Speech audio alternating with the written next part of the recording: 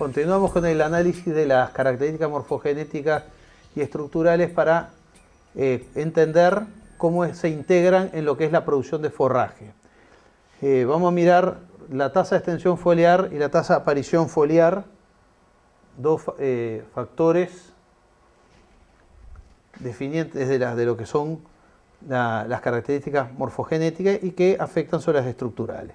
La tasa de extensión foliar, algo dijimos hoy, está asociada a la temperatura, es dependiente de la temperatura, y aquí tenemos graficado tasa de extensión, acá tenemos temperatura media y lo que sería una tasa de extensión en primavera y en otoño para el caso de rayeras perenne.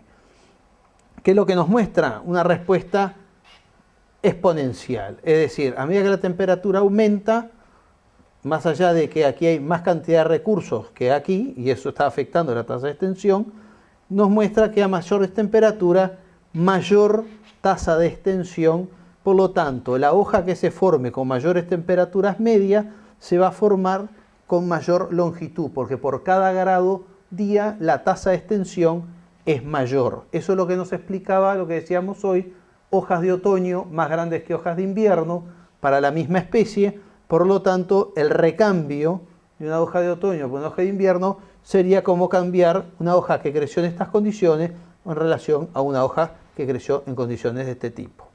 La tasa de elongación también, en función de la temperatura, como es diferente entre diferentes especies, para el Paspalum dilatatum, el Sporobolus, el Lolium Ordonestenostachys y Stipacetígera, una especie de lenta tasa de extensión, pero con vida media foliar muy alta. Estos trabajos son de Massanti y colaboradores.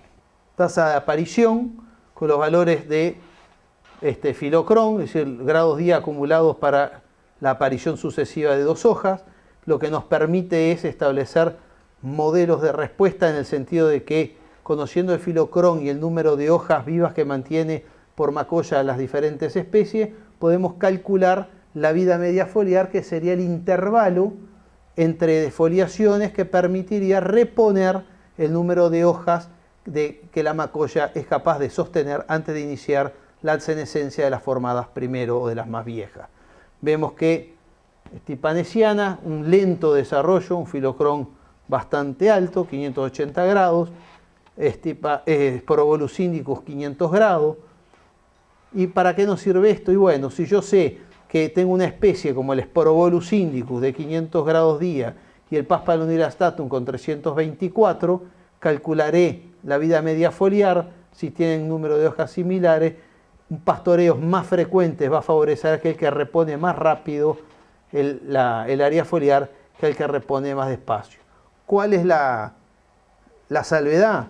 Que a este, como es un pasto duro, no lo van a comer, y a este, como es un pasto fino, lo van a pastorear más intensamente. Entonces, en el manejo del pastoreo, no solo tenemos que conocer las respuestas morfogenéticas, sino también conocer los tipos productivos de las plantas para saber cómo el ganado las va a tratar, cuál va a ser preferida y más visitada y cuál menos preferida y menos visitada. El otro factor a considerar de las variables morfogenéticas es la longitud media de las hojas y el número de hojas expandidas.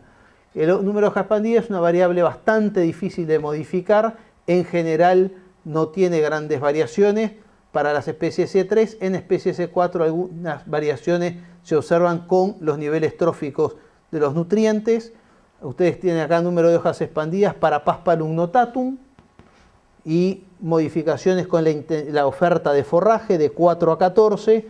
Hay una mínima variación, sí cambia con la cantidad, con la fertilización nitrogenada. Cuanto más fertilización, más alto el nivel de fertilización, el número de hojas se disminuye.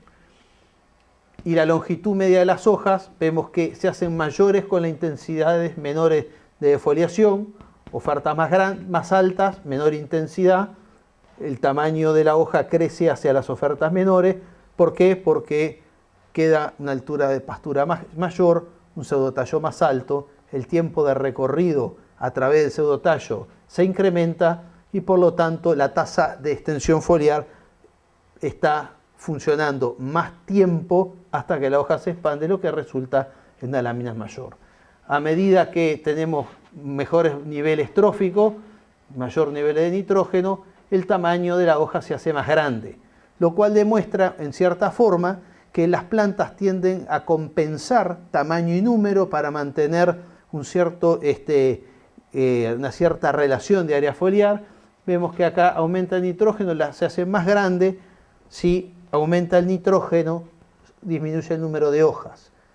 Con menos nitrógeno tengo más hojas, pero esas hojas son más chicas. Otra característica dentro de las estructurales, el número de macollos o número de puntos de crecimiento, el cual en general presenta una relación de este tipo entre el peso de los macollos o de las unidades de crecimiento y la densidad. Tiene una relación inversa. A medida que aumenta la población, el peso de los individuos, el tamaño de los individuos es menor, lo cual es lógico porque en una misma superficie yo no puedo poner la misma densidad de individuos que pesan 2,5 que pesan 4,8 porque no entran. De cualquier manera, esto sacado de Hodgson 90, lo que se planteaba es que el crecimiento por macolla a medida que la intensidad de pastoreo aumenta, esto es altura de la pastura bajo pastoreo continuo, hacia aquí la altura es menor, la densidad de macollos decrece en este sentido. ¿Y qué es lo que se ve? Cuando pasamos de alturas de intensidad de pastoreo menores hacia intensidades mayores, el número de la población primero crece hasta un punto, hasta un umbral, y es acompañado con una caída en el peso de los individuos. Llegado a ese umbral se da una caída en la población debido a que los individuos empiezan a morir. ¿Por qué? Porque hay una sobreutilización de la pastura, no son capaces de reponer el área foliar remanente que queda, no es capaz de tener un balance de carbono positivo, los individuos se mueren, la población cae y a su vez los que quedan son cada vez más livianos. Acá tendríamos lo que sería un umbral de plasticidad que hay que conocerlo para las diferentes especies. Este trabajo de Matthew lo que nos muestra es esa capacidad compensatoria que muestran las plantas, esto para regras perennes, donde se analiza combinaciones de días de descanso, 42, 28 y 14, con intensidades de pastoreo dado por altura de remanente, de 100, los cuadrados son 10 centímetros, las C 7,5 centímetros, los triángulos 5 centímetros y los redondelitos 2,5 centímetros. Y lo que se observa es que existen combinaciones que permiten lograr valores de densidad y peso similares aquí y aquí. Es decir, que un pastoreo de 14 días, pero con un remanente de 7,5, me permite lograr una relación peso-densidad similar a un pastoreo de 42 días, pero con un remanente de 2,5. Más remanente, más frecuente, con un menos remanente, menos frecuente, me permite llegar a combinaciones similares. Aquí se ve lo mismo. Es decir, esta plasticidad que tienen las plantas forrajeras es lo que nos permite que bajo diferentes condiciones de intensidad de pastoreo y frecuencia de foliación logremos diferentes estructuras de la pastura. Y este ejemplo es lo que es para Paspalum notatum. Cada punto es una combinación peso de macolla, densidad, y los números que aparecen al lado es la oferta de forraje y los kilos de nitrógeno aplicado. Fíjense que para 9 de oferta y 200 de nitrógeno o 0 de nitrógeno, estamos en una población muy parecida, pero los pesos cambian completamente, uno es el doble del otro, lo cual nos indica que aquí habría como un umbral de altura de perfil de la pastura que no permitía cambiar las relaciones rojo-rojo lejano, y por eso quedó bastante fija la densidad, pero que estos que tuvieron un nivel trófico mayor fertilización nitrogenada, fueron capaces de capitalizarlo en tener pesos más altos.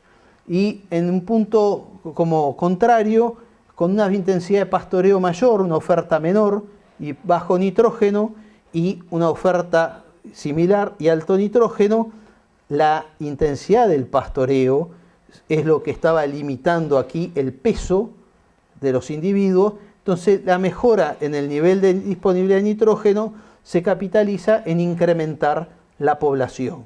Otra forma de ver, otra forma de visualizar cómo la misma planta presenta diferentes capacidades de compensar y de modificar las estructuras. Esto sería un perfil de tapiz alto con macollos pesados. Esto sería un tapiz más denso, de población mucho más alta, con macollos más livianos. Eso es para el caso de Stipa cetígera. Acá tenemos oferta de forraje y acá niveles de nitrógeno. Concentrémonos en esto. Como solamente con cambiar la intensidad del pastoreo logramos incrementar, casi duplicar, las poblaciones de macollas de estipa, que pasan a 1400 de más o menos 700 que teníamos en las intensidades más altas, sin siquiera entrar a pensar en usar nitrógeno ni bajas dosis de nitrógeno.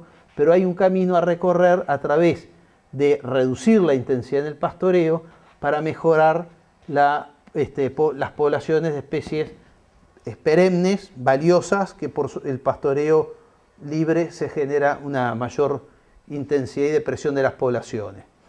Este es otro ejemplo de cómo cambia la estructura de la pastura. Este es el caso de un ryegrass, de un sorgo sudanense, un Sudan grass, a 4 intensidades de pastoreo, y lo que se logra, lo que se ve es que a medida que aumenta la altura del rastrojo, lo que se da es un incremento en el número de macollas aéreas, estos son macollas por metro cuadrado, y un decréscimo en el número de macollas basales. Es decir, tenemos más caña, la planta rebrota de los nudos, de las yemas axilares que están en los nudos, aumentan estas y se deprimen las otras. Y cuando miramos los pesos en relación a la altura de los remanentes, también vemos que hay un cambio. Macollas basales en azul, el peso de las macollas basales decrece a medida que la altura del remanente es mayor. El peso de las macollas axilares se incrementa y el peso del tallo también incrementa, lógicamente como consecuencia de dejar más altura de caña. Pero la intensidad del pastoreo, lo que mostramos acá, es que cambia la estructura de la pastura, cambiando la relación peso-número de las diferentes macollas. Así como veíamos que en el caso del Paspalum notatum o de la estipa también había una respuesta clara en términos de población de macollos a la intensidad del pastoreo. En resumen, lo que se vio es que al aumentar la altura de los remanentes, del forraje remanente, aumenta el forraje disponible, el cual, en función de la utilización que tenga, más remanente o menos altura de remanente, nos queda una materia seca remanente mayor. Si aumenta la materia seca remanente, lo que pasamos a tener es mayor proporción de tallos y mayor kilos de materia seca de hojas, mayor índice área foliar remanente, que lleva aumento en las tasas de crecimiento. Cuando incremento el número de tallos, lo que estoy pensando es el número de meristemas, yemas axilares, y en la cantidad de reservas que quedan en esos tallos, lo cual lleva a también apoyar incremento en la tasa de crecimiento, con aumento en el número y peso de macollas aéreas y decréscimo en el número y peso de macollas basales. Eso, así como afecta la tasa de crecimiento, cambia la estratificación de la materia seca. Y aumenta o cambia la producción de materia seca. Esto es un diagrama que es perfectamente analizado, así como nosotros se desarrolló para el sorgo sudanense, es perfectamente aplicable a lo que sería el cambio en las relaciones de número de macollo y peso de macollo en un campo natural en función de los cambios en la cantidad del forraje remanente. Lo único que uno tiene que pensar es que lo que ve en el sorgo con entrenudos de 20 centímetros, en realidad lo ve en las gramíneas cespitosas o estoloníferas de campo natural con entrenudos de milímetros.